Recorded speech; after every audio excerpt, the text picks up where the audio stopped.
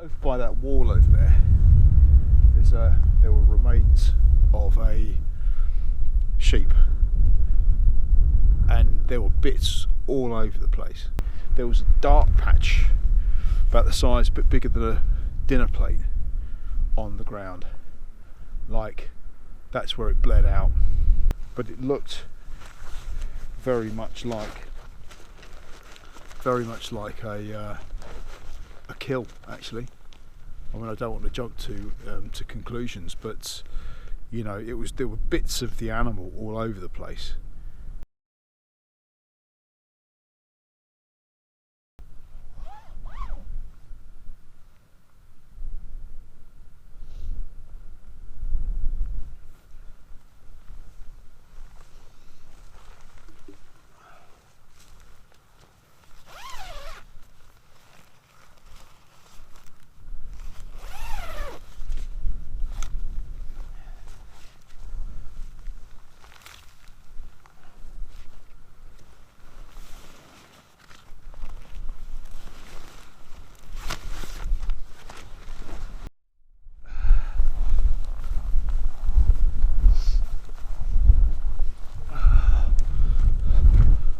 It's definitely further down because we're much higher up now.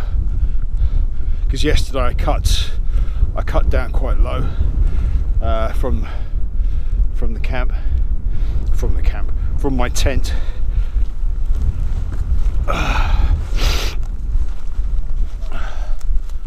So this is a bit of a recap, really. So we've got 3 locations now. Well, I've got 3 locations. So I've walked back up to the top, not to the top, but to the first one. So here we are again. Here's the wall that comes down. That I walked yesterday over from there. Came to the wall and just happened to notice this. We've got a splodge mark. So I'm making the hypothesis that the animal bled out here, which seems to make sense. We've got the tail, so the animal was caught from behind and potentially, you know, had its tail removed. That's the tail down there. Just so we're clear. Okay. I keep forgetting this is really wide. Okay, so we've got the point where the animal was attacked. I'm hypothesizing. So we've got fleece scattered all around here. We then have, you didn't see this earlier, we have an ear marker down here. We've got more fleece out there, and actually I'm just using this sideways facing stone as a reference. Okay, so we've got fleece all the way down the hillside. Not surprising, it's been blown around by the wind probably. Various locations. So my best guess would be, because we've got fleece over here, the animal was taken down here, more fleece here, probably blown about. I wouldn't have thought the predator would be dismembering and stopping and starting, I don't know, or maybe trying to get a better grip and it's just pulling out fleece. We've got more fleece. We get to here where we've got a big old pile there, fleece over here, and we have quite a lot now. Oh God, quite a lot. Now we've got bits of animal. Jawbone has been taken off. We've got bits that were attached, so you can see blood on that. I can see blood over here. I can see bloody bits here, all around. I can see a bloody bit over here, and then we've got the fleece. So the fleece has been removed. There's bits. See that there's bits of animal, actual bone fragments. I see fleece over here.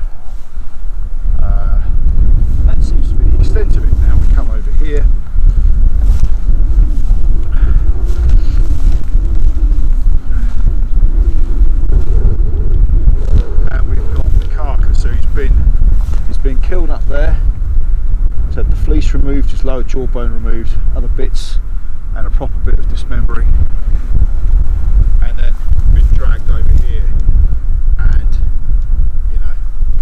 been at it basically. So the interesting thing is, if you look at the line, boom, boom, boom, it's heading in the direction of where the other carcass is and where that forest is. Now I'm going to have a bit of a scout around here. What I'm going to do is I'm going to go down to this and have a bit of a look in here, see if there's anything down there. I'm not expecting there to be. And I'm going to go out to that one, and then over there, just to see what I can see. It would make sense, in all honesty, that this valley here, which leads up to the forest, would be an area where, if there was a cat, and I'm really sorry, but that has been chewed on. You watch a dog eat a bone, those ribs have been broken and bitten. Now I'm going to go to the other side, so I think bits of it were carried away down here, but I'm going to go and check out, like I said, I'm going to go and check out this bit here, and then I'm going to head on over that way. See you in a sec. And this is horrible squelchy stuff, but there is a good spot. Well, bugging me with a fish fork. Lower jaw. Fleece. Huh.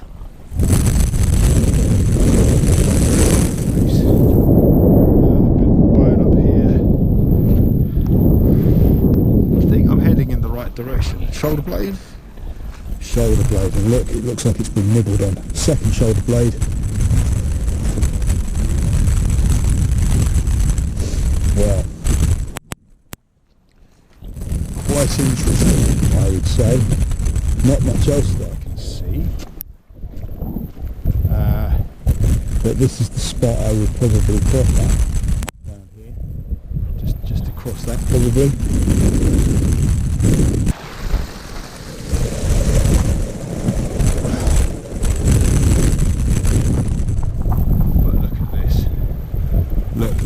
I mean, this is ambush country. Interesting fecal matter. Fascinating. Due to some strange audio problems, I'm just narrating this after the fact.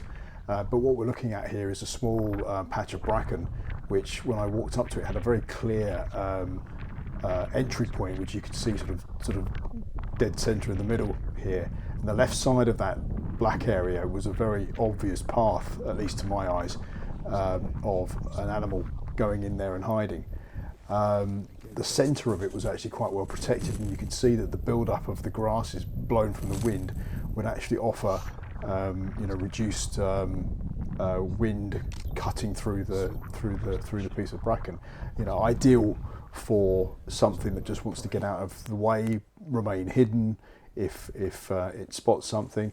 I don't want to jump to conclusions there, but I mean, there was an animal going in and out of there at some point, and there were two more entry points or exit points, whichever way you want to cut that, on the other side of the bracken. So again, it lends itself to something being out there. Whether foxes would use it, I don't know, but quite interesting nevertheless. I was on my way back, so this is where I crossed earlier. I came from up there around here, and obviously I've come a different way, and I've just come back over here, and this is me coming out now. There's fur here, and I literally I'm going to come back and do that. I've literally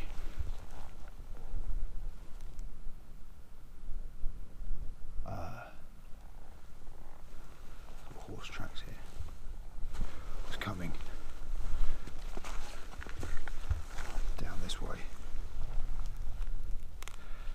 and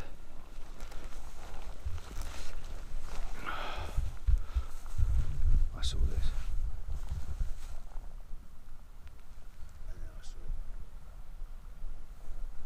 then I saw ribs.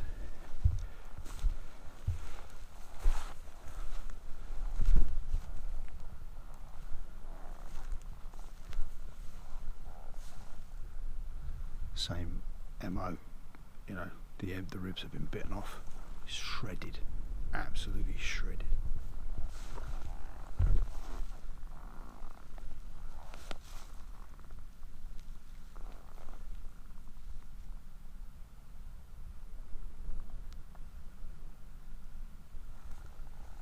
That's the eater.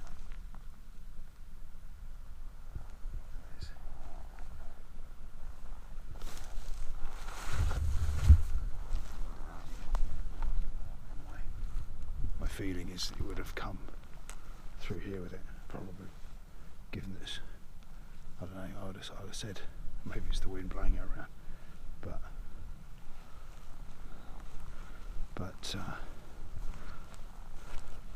I actually don't want to stick around here.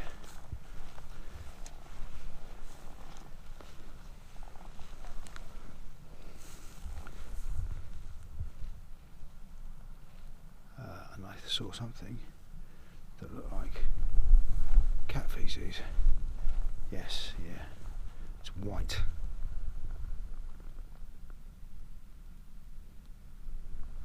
And the only reason you get white in feces is calcification from eating bone.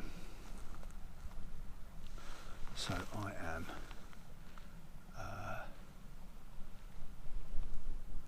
going to.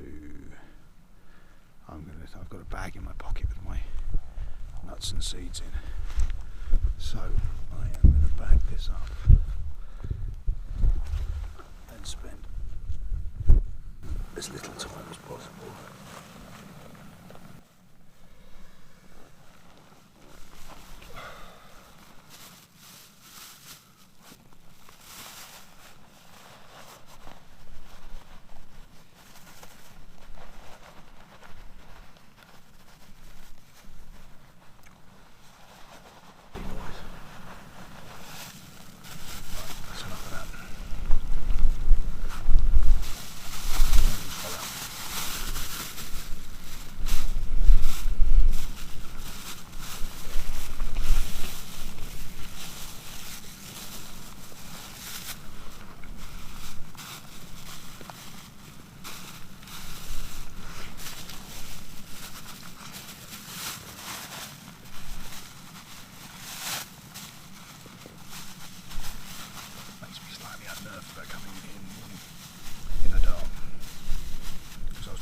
Straight through, yeah. But this seems to be a preferred spot.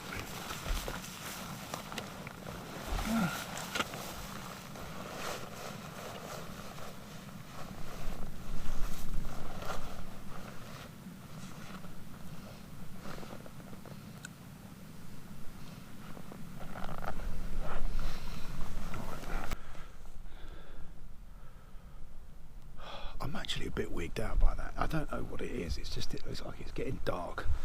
I'm on my way back and I wasn't expecting to see that. And it's like, and I guess something about the number 3, isn't it? You see something once, see something twice, you know. Now a third one, all within. So we've got 3 sites up there which appear to be kill, partial dismemberment, and then consumption, and maybe with some bits and bobs going down to another site where there might have been some dismemberment. We've got another one here and another one on the other side there. I'm a bit like, I mean, that's 2, you know, you find a 4th one, sayonara. I don't know, it's just kind of wigged me out slightly.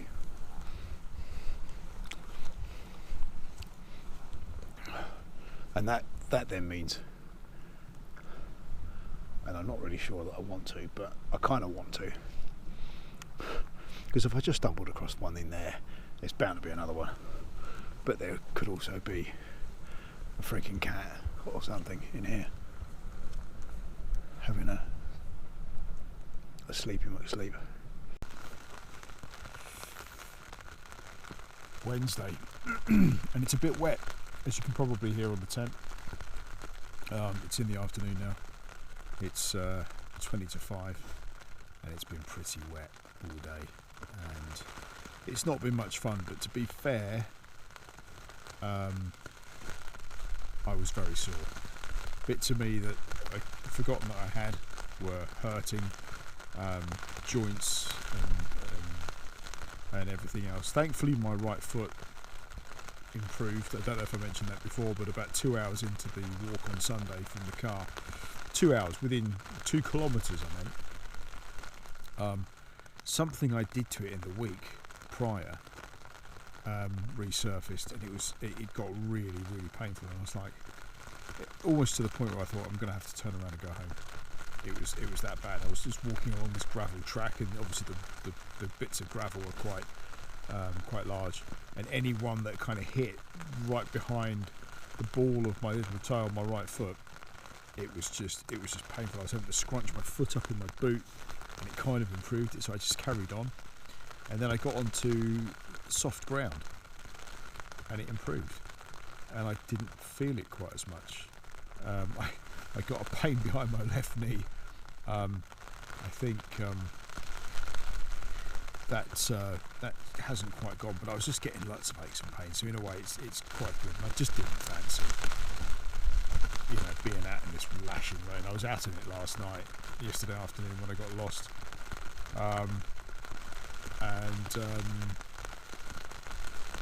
I just made a navigational error, and I was absolutely, I was wearing the Gore-Tex and stuff, but I was just kind of drenched and annoyed. I kind of got into the tent, got everything off, filled up my water bottles, and resigned myself to the fact that I just kind of collapsed in a heap. Even though yesterday was pretty good, you kind of have those days where you just think, you know what, I'm on holiday. I just want to have like one day maybe. I mean, I was enjoying stuff, I'm not saying I'm not, but you do get those moments where you think, you know what, I'm just gonna read my Kindle for the, I've been out and stuff, but before it got this bad, but it's been absolutely plastering it down out there. And in a way, it's kind of nice just to kind of hang around in the tent, even though it's a bit cold in here. So that's fine. I've had some more thoughts about my further experiences yesterday. So I found 3 carcasses,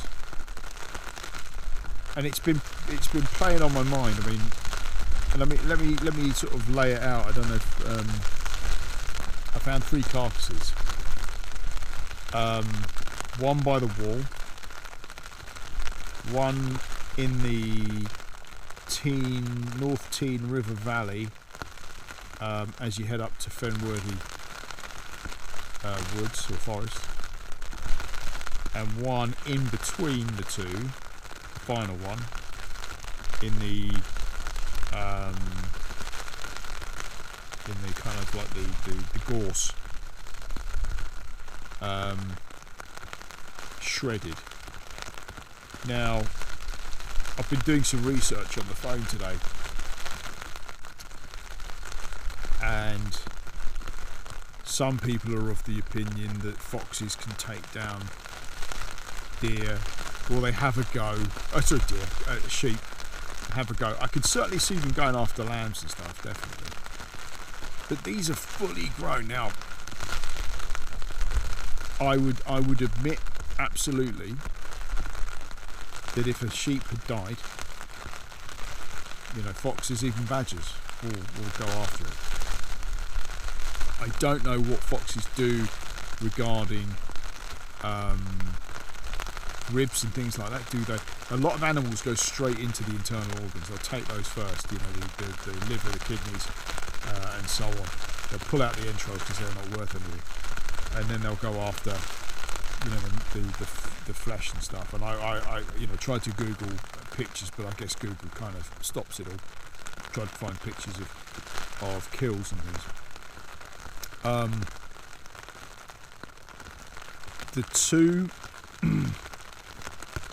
The difference between, I think, the one in the gorse and the one by the river versus the one over by the wall is that the one by the wall, there's a big red blood stain on the ground, and I can quite easily see it. I'm not a forensic expert by any means at all, but I could see standing there,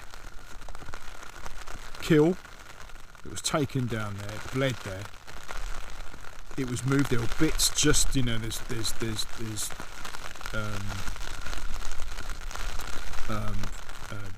wool further, literally next to it, going down the hill. There's more wool down the hill. Then there's there were other bits further down, and then a third location was the carcass. Now, you're gonna have a mixed bag of, and that to me looked like it had been taken down by a predator, and it was a big-ish animal.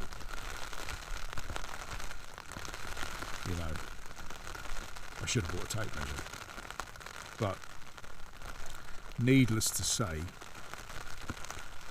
you could see that. You could see the sequence of events.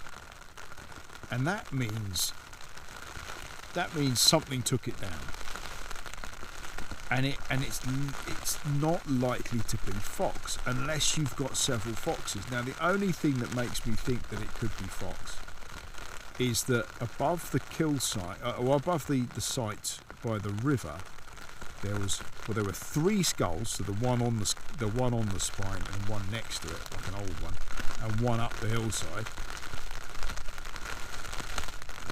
And then further up, I found these burrows, and 3 or 4 of them in the ground. And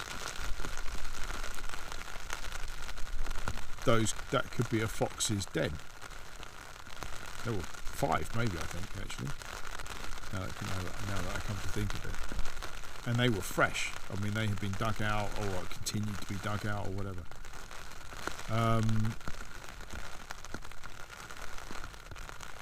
And it's entirely possible that a group of those foxes took down the one down beneath the den. Sheep are down there all the time. I suspect the body would not have been moved, but bits of it were taken off and scattered all over the place. So there's scavenging, definitely. Would the foxes work in a cooperative manner to take down one sheep? I don't know.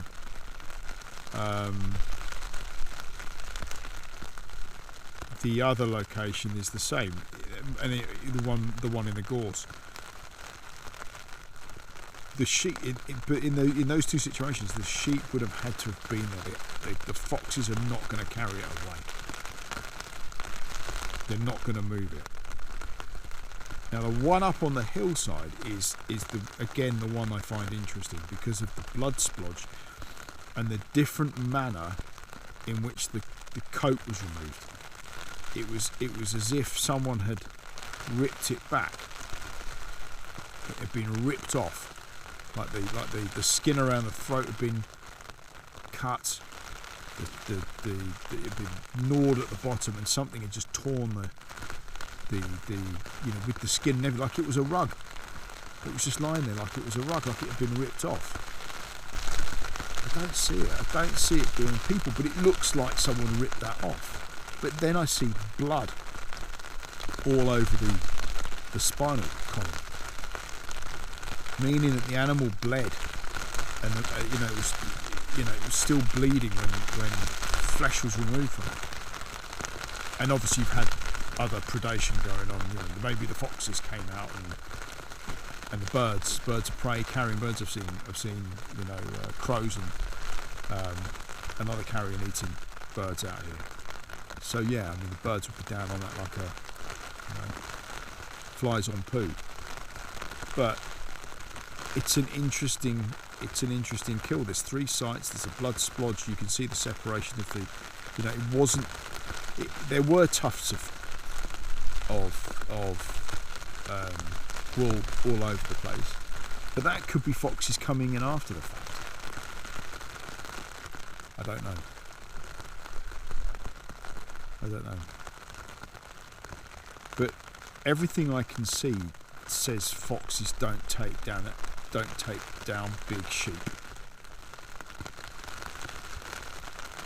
They try sometimes, but there's no real conclusive evidence that they do it, or they work together. They may do. Some groups may have worked out that it's actually a profitable way of approaching things.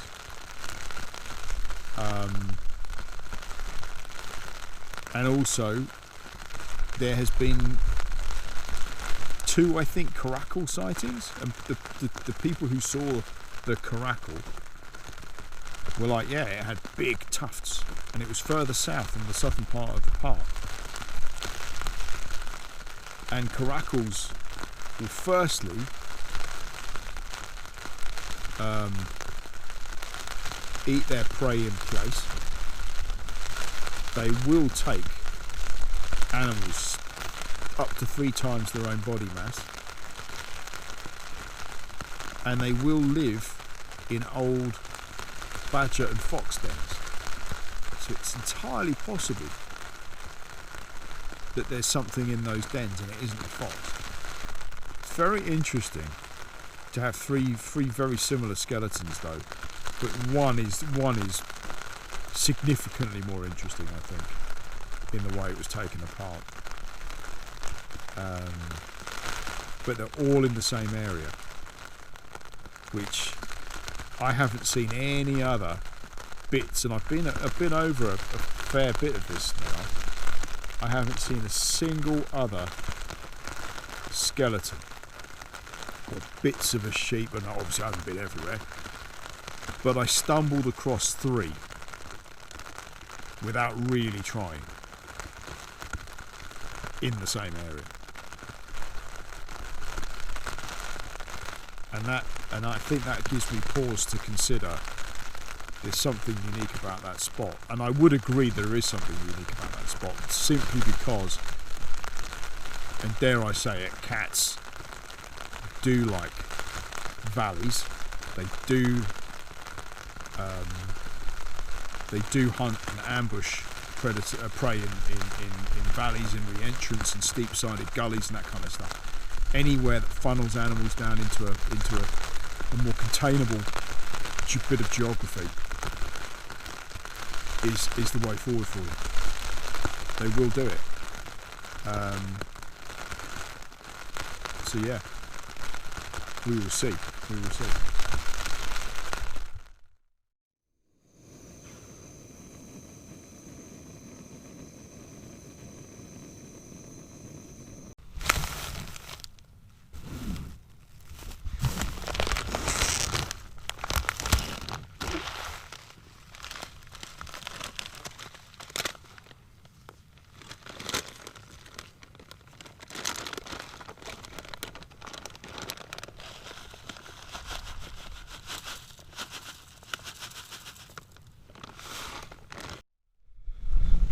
Here we are up on the top of, on the moorland underneath Watton Tor. It's just gone 6, and the weather's improved, which is nice, very nice. I'm just trying to see what route I can take. There's a bit up here that drops down, and if I stay up above it, it's a lot easier.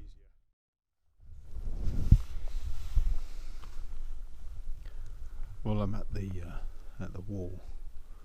I'm not all the way at the top because I decided, well, there's a bit of high ground in front of the wall at the top I hadn't realised. realised when I actually put the decoy and the core in place, I realised I couldn't see the actual wall at the top, so that would be pointless. So I'm not far away from the decoy, but I've got a reasonably good view. I've got one bit of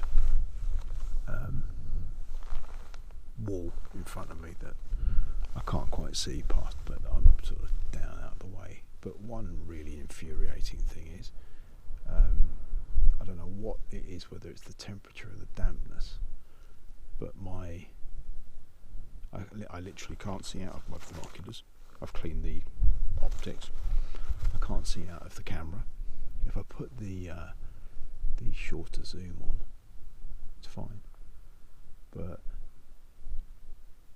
the 200 to 500 with or without the teleconverter on, it's just completely fogged up.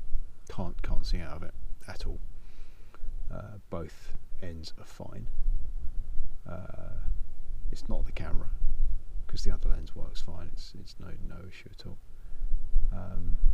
So I don't even think it's something, if a opportunistic image came along, can't take anything.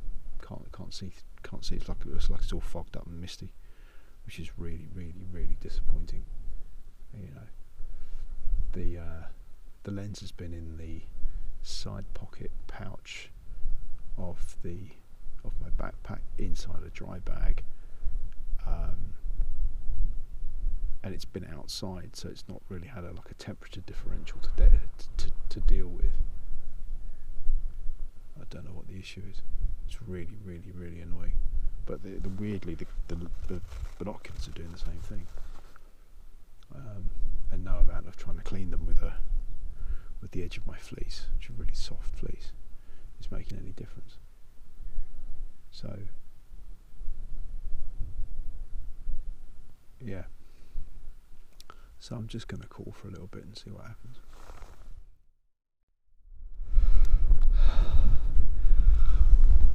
I did some calling. Needless to say, nothing emerged. I called for about an hour and a half. Just as I pack up, the sun decides to make an appearance. It's beautiful, isn't it? So there's Hugh Lake. That's the North Tean River, and this is a dry stone wall, which I was hiding behind. I mean, the position was quite good, but it just yeah, I mean, it was a bit windy. It's probably the wrong day, in terms of just in terms of, it was damp yesterday, it was pouring with rain yesterday, it's overcast and grey and horrible. So I don't know. Another time. I mean, there's something definitely going on out here, but that'll be something for another day, because I think I'm going to go and pack up and get the flock out of here.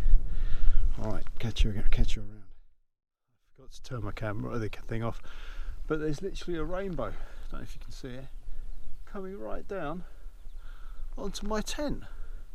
Apparently there's a pot of gold under my tent. Well, I'm not going to be digging for it, but it's literally where my tent is. That's bonkers.